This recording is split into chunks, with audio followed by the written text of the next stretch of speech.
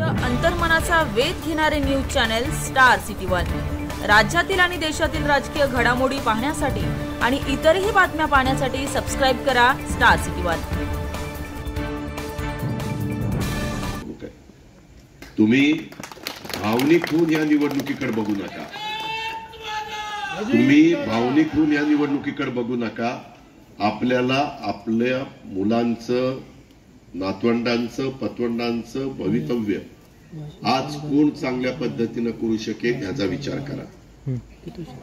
आणि हा विचार केल्यानंतर तुम्ही हाही विचार करा, जसं तुम्ही सैनिक म्हणून लढत असताना तुमचा प्रमुख ह्याचा नेव्हीचा किंवा मिलिटरीचा किंवा एअरफोर्सचा हा तिथं खमक्या असेल तर त्यांच्या लीडरशिप खाली तुम्ही लढता।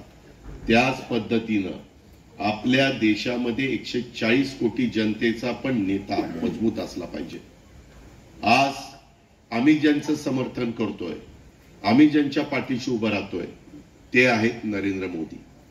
ते तुम्ही पहा, जागतिक पातळीवर आज सर्वात लोकप्रिय नेता म्हणून त्यांच्याकडे बघितलं जातं। आज परदेशामध्ये देखील त्यांनी भारताचा नावलौकिक वाढवण्याचं काम केलंय। देशाची अर्थव्यवस्था 3ऱ्या क्रमांकावर नेण्याचा त्यांचा प्रयत्न आहे, आता 5व्या क्रमांकावर आहे। ह्या सगळ्या गोष्टी बाबांनो लक्षात घ्या। एकता अर्थव्यवस्था जगामध्ये 3ऱ्या क्रमांकावर गेली तर त्याचा डायरेक्ट इनडायरेक्ट फायदा त्या भारत देशाला, त्या देशाला होत असतो, तो आपल्याला होणार आहे।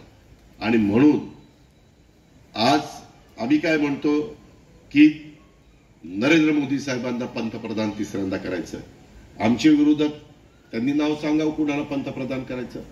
त्यांच्यात एक तरी जण पंतप्रधान पदाच्या संदर्भामध्ये 18 पगड जाती, 12 बलुतेदारांना एकत्र हा देश अनेक नाना रंगाचा, नाना जातीचा, नाना धर्माचा आहे आणि सगळेजण राहत आहेत। बाबासाहेबांचा संविधान सगळ्यांना एक संघ ठेवत आहे।